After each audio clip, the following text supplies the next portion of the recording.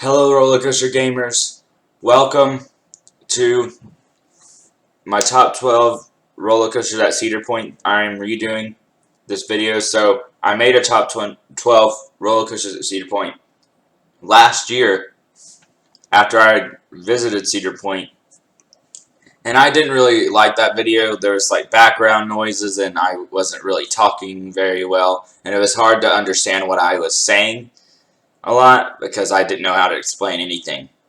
So I'm redoing this to try to make it a bit better.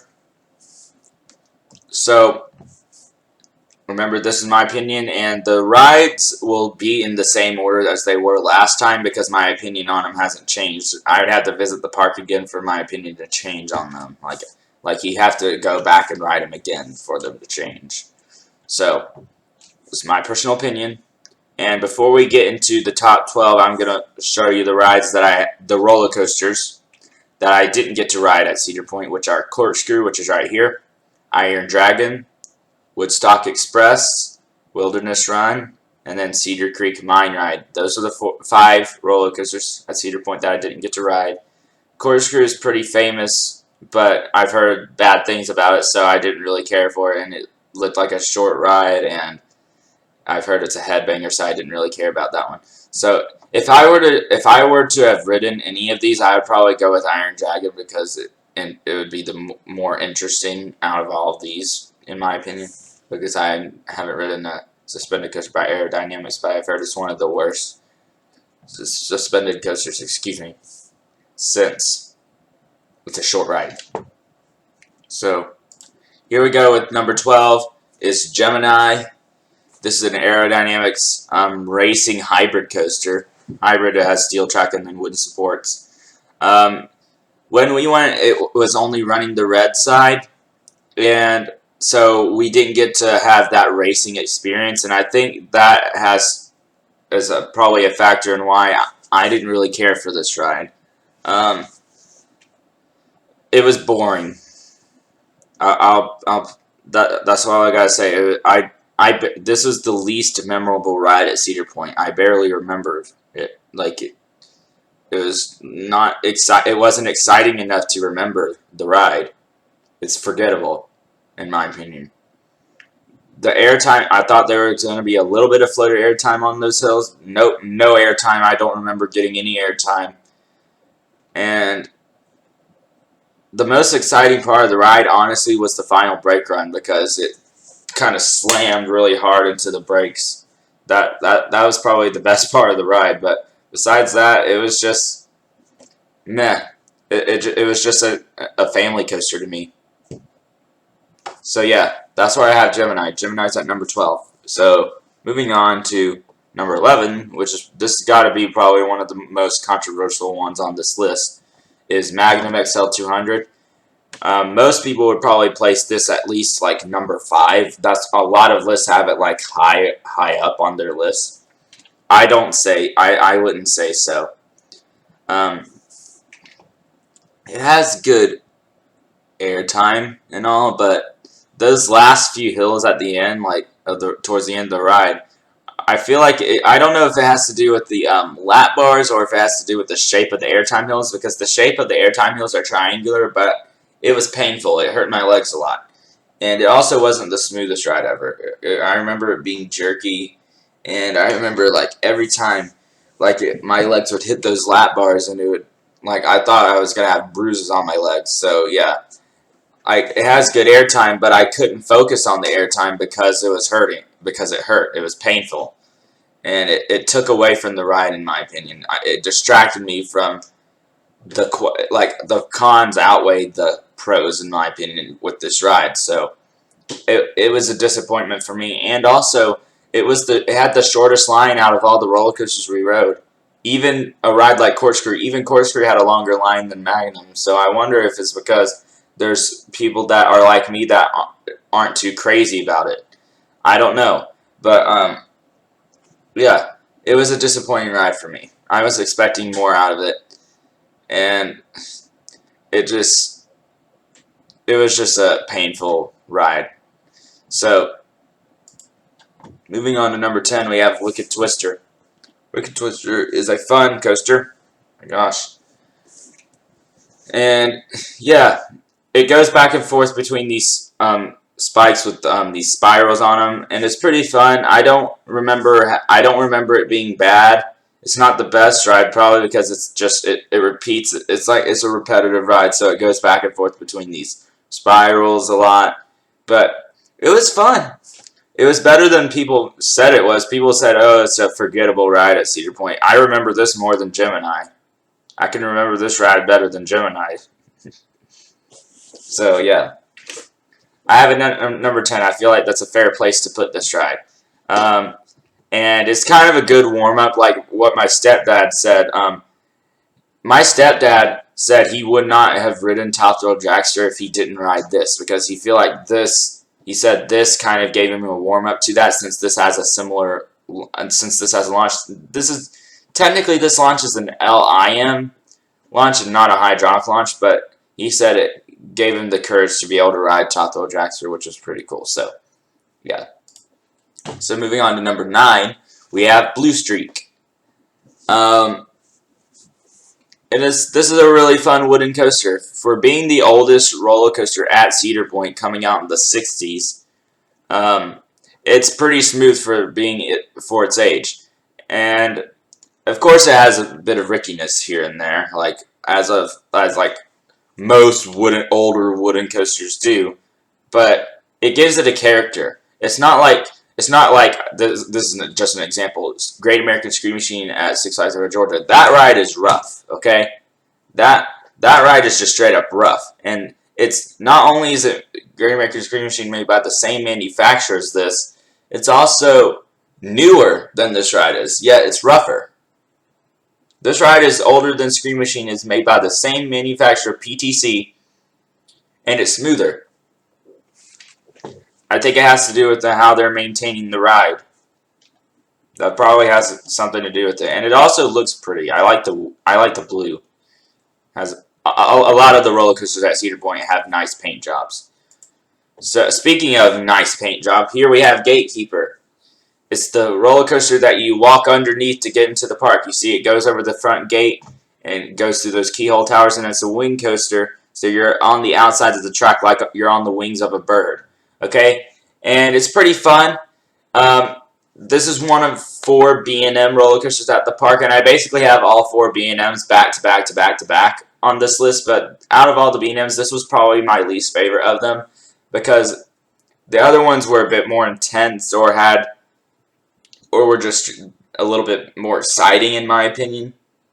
This one was fun, but there's this one issue I had with it, which is a similar issue I had with Valraven, but this one was worse. It was the vest restraints.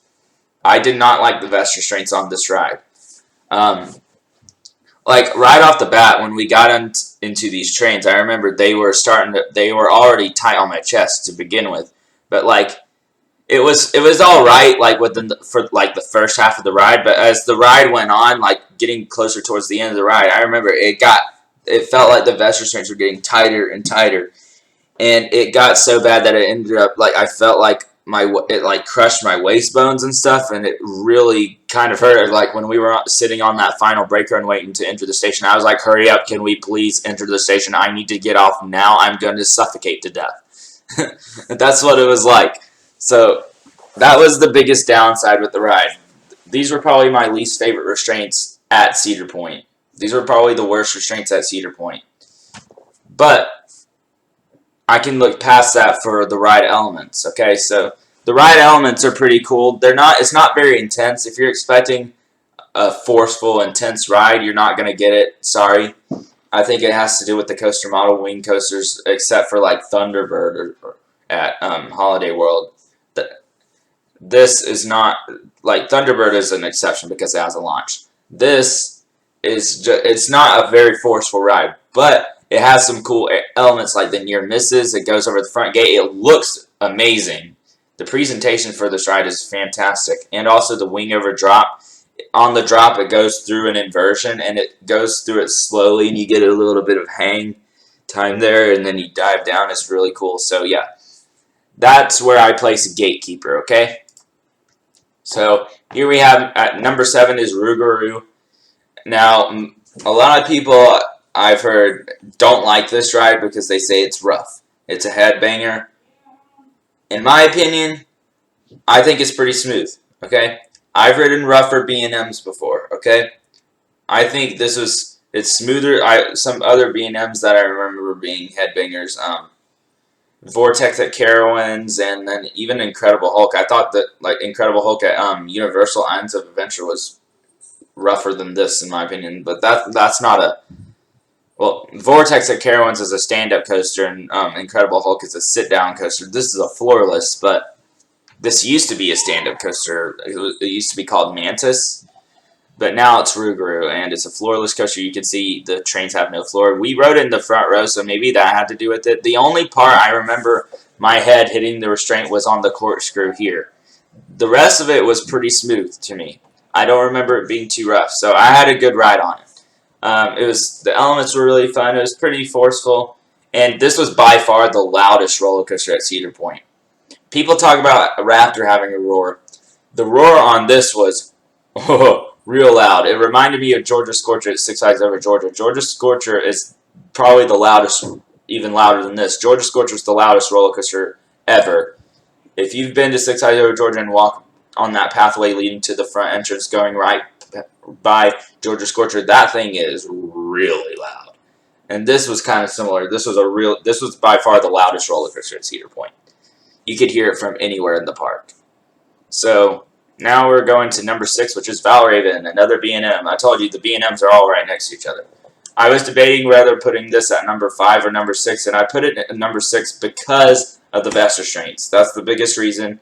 The vest restraints, I remember it was a similar issue I had with Gatekeeper. Not as bad as Gatekeeper. Gatekeeper's vest restraints were worse. These weren't as bad, but I really feel like since there's other dive coasters by B&M that have the normal B&M over-the-shoulder restraints, I feel like this should have the normal over-the-shoulder restraints. I feel like since they're more roomy, you would get a lot more airtime on that vertical drop.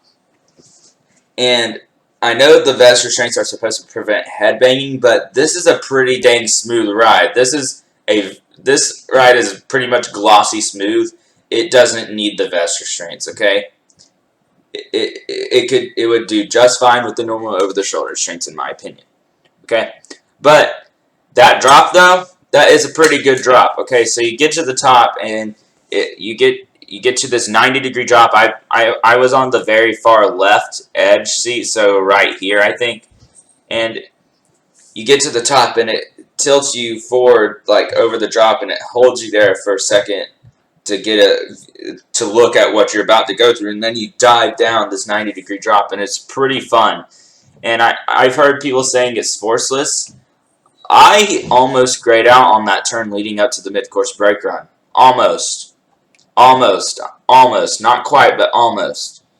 So, yeah, it's a pretty fun ride. And that 0G roll towards the end kind of goes slowly through it, and it's really cool too. So, yeah, it's not the best color scheme, but it looks pretty good at night. So that's Valraven. And also Valraven has to be the weirdest name. If not, Rougarou and Valraven are the weirdest names at Cedar Point. Because Valraven, I don't know why it should be R-A-V-E-N instead of R-A-V-N. But whatever, that's just different. Okay, so here we go. Number 5 is Raptor. This, in my opinion, is the best of the 4 B&M coasters at Cedar Point. And I feel like most people agree with that. I've also, similar with Rougarou, I've heard some people say this is rough. I did not find it to be rough at all.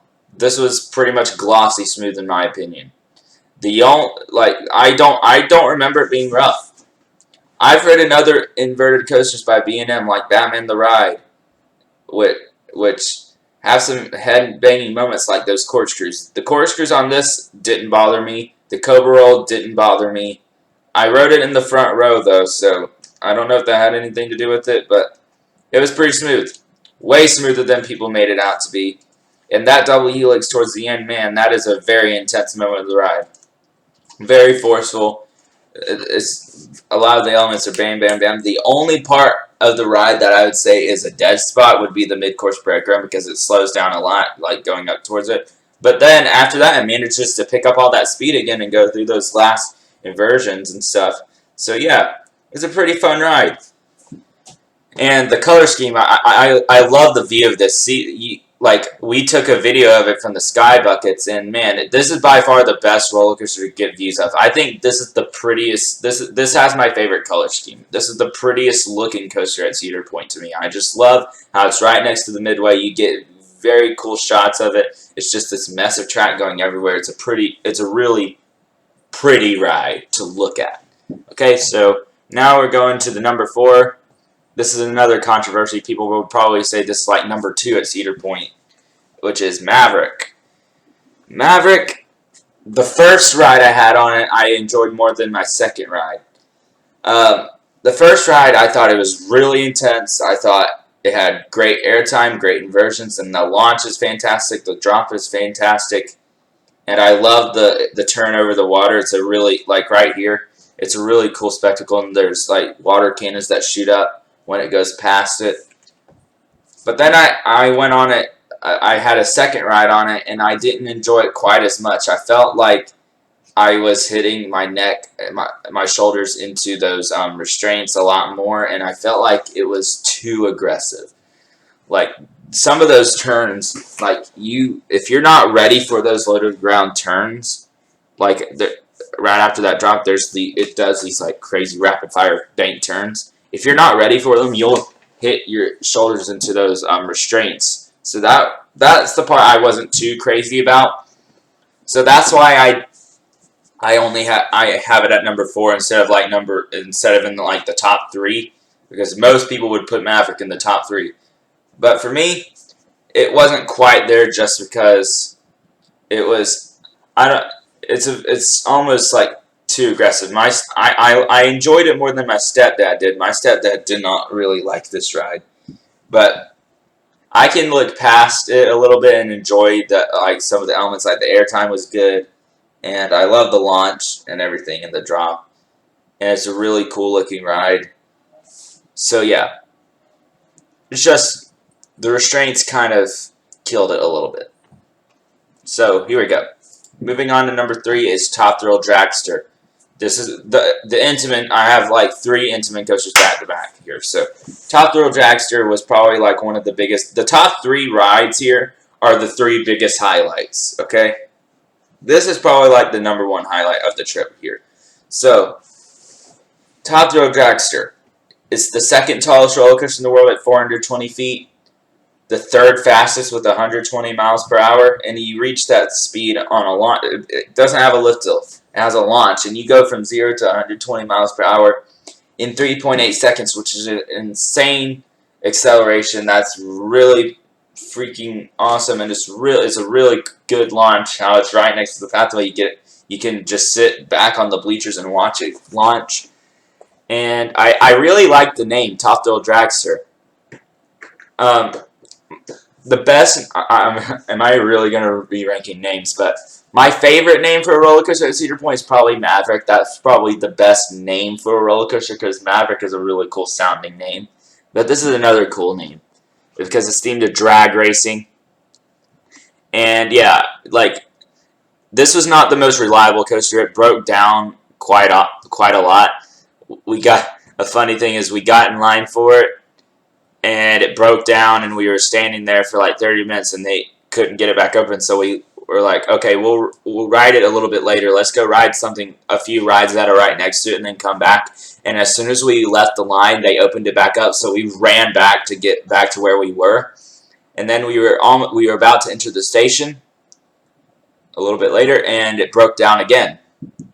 This time it wasn't for very long, only for like 10 minutes. So we did get to ride it, but like the ride experience, you get onto this launch track, and the scariest part is waiting on it to launch. That is the scariest part. So you're waiting there like, oh gosh. The launch, like if you think the height is the scary part, that is not the scary part. If you're going to be scared for any part of this ride, it's the launch. The launch is like the most nerve-wracking part because it's you go from 0 to 120 miles per hour in almost like literally 3.8 seconds.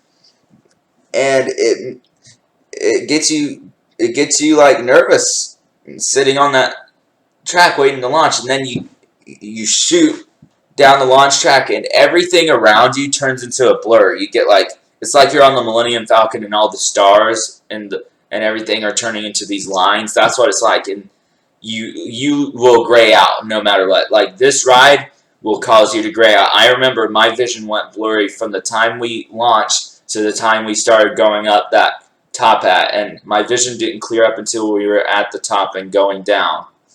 And then you go down picking up speed again, and then you hit the brakes. If you're scared of the heights, this is not a scary ride for height, because you go over it pretty quick and you're so focused on that launch that you just went through that you don't really have any time to take in the view from up there. So by the time you gain awareness again, you're already dropping. So yeah, if you're the roller coasters at Cedar Point that are scary for height, I would say are Valraven, because of the how it tilts you, how it holds you at the top of the 90-degree drop before you go, and then Millennium Force, which is the second tallest coaster in this park, and it goes right next to the water, and you get a great view of the surrounding area. Oh, didn't mean to do that. So that is Top Thrill Dragster.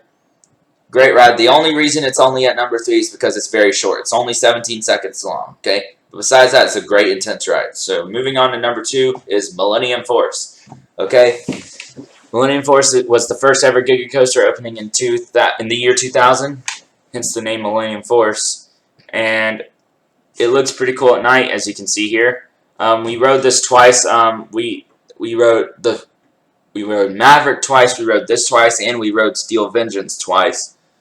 But the second ride on this was so much better than the first ride. The second ride we had on it, we rode it in the front row, and you get that wind in your ears. You get hit with bugs during the ride, so just a warning about that. But it's pretty intense in the front row. People say it's forceless and everything, but honestly, I thought I almost grayed out like on that first turn. It was like, and I could not speak because the wind and the force was keeping my mouth shut. Like I could not open my mouth. That's how crazy it was. That's what it does. That's what it's like riding in the front row on this thing. And so you go up this lift hill and you get a fantastic view of the water, and you can even see Canada from the top. And then the ride elements aren't too insane. I think that's probably why people don't really talk about this as much as they used to, because now roller coasters are starting to come out with a lot of crazy elements. Look at Fury 225 at Carowinds. Like that Giga Coaster has a lot of rapid fire bank turns and stuff. This is a bit more drawn out. I think my favorite element has to be the first drop and the first ever bank turn. But another really cool part of the ride is there's this one little small ejector hill towards the end of the ride right here that goes past the station. That's a pretty good airtime moment. The other two airtime hills I don't remember being that great of airtime hills. They were floater airtime hills, but I don't remember flying out of my seat too much on those. The main part of the ride where you're getting airtime is that last hill at the end. But it's not the main focus of this ride is not airtime. The main focus on this ride is the speed and the intensity, in my opinion. So yeah, it goes at number 2.